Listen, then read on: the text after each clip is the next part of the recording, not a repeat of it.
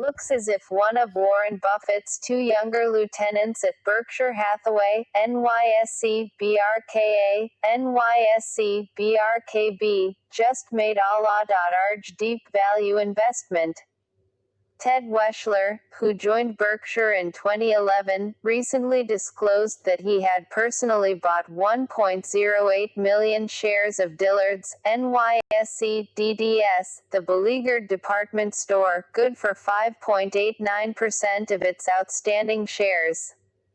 We don't know exactly when Wechsler had been buying, though we do know that he crossed the 5% mark on September 29, necessitating a filing. Of note, Wechsler made this purchase personally, and not as part of Berkshire's equity portfolio. DILLARD'S had seen relatively lackluster business even before COVID-19 hit, which caused an even bigger drop in sales. Moreover, the company was removed from the S&P Mid-Cap 400 index in June, as its market cap plunged below $1 billion after the stock has fallen a whopping 43% this year. So what has Wechsler believing DILLARD'S is a real value? And not the next J.C. Penney-type bankruptcy. Here are 3 reasons to believe in DILLARD'S as a deep value pick.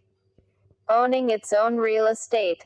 Unlike just about every other major retailer out there, DILLARD'S has chosen the route of owning its own real estate at most of its locations, rather than leasing. DILLARD'S has its own in-house general contractor that it pays for construction, which further saves on costs. That strategy is more capital expensive and may slow down the rollout of new stores, but it also allows a company to save on rent expenses over time. Perhaps most importantly, real estate value tends to appreciate over time, giving the company assets it can sell when times get tough. That's just what DILLARD'S is doing. At the end of fiscal 2019, DILLARD'S owned 244 out of its 285 locations outright, owned the building on leased land at 10 other locations, and partially owned and partially leased 6 others, leaving just 25 locations where it leases its stores. The company also owns all of its distribution centers as well as its corporate headquarters. On the company's balance sheet, it counts nearly $1.39 billion in property and equipment, net of depreciation. That property, along with the company's liquid current assets, makes up most of its $1.37 billion in book value, which consists of these liquid assets minus DILLARD'S current liabilities and very manageable $365.8 million in debt, most of which matures 5 years or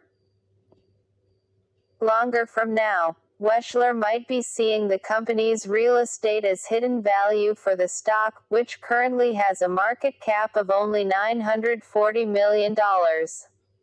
And DILLARD'S has already doubled over its 52-week lows set back in July, when it's possible Wechsler began taking a position.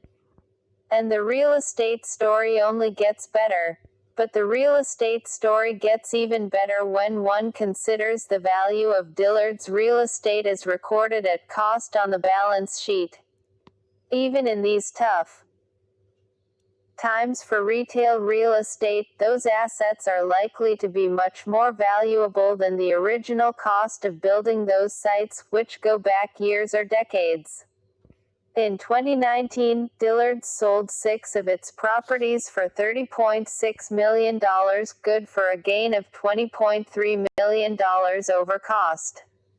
Extrapolating that out to DILLARD'S owned real estate portfolio, its 244 owned locations would be worth $1.25 billion. Of course, that doesn't count the company's partially owned properties, distribution centers, or headquarters. Applying the tripling in property value of these sold properties since construction to overall property and equipment gains on those properties could increase the value of the company's assets by $2.78 billion in a liquidation scenario, and book value would increase by about $2 billion net of tax. That would theoretically bring the company's real book value to just over $3 billion. Thus, Dillard's could actually be selling for as much as 30% of its liquidation value. That's most likely what Wechsler sees as the big margin of safety. Like, share, subscribe my channel.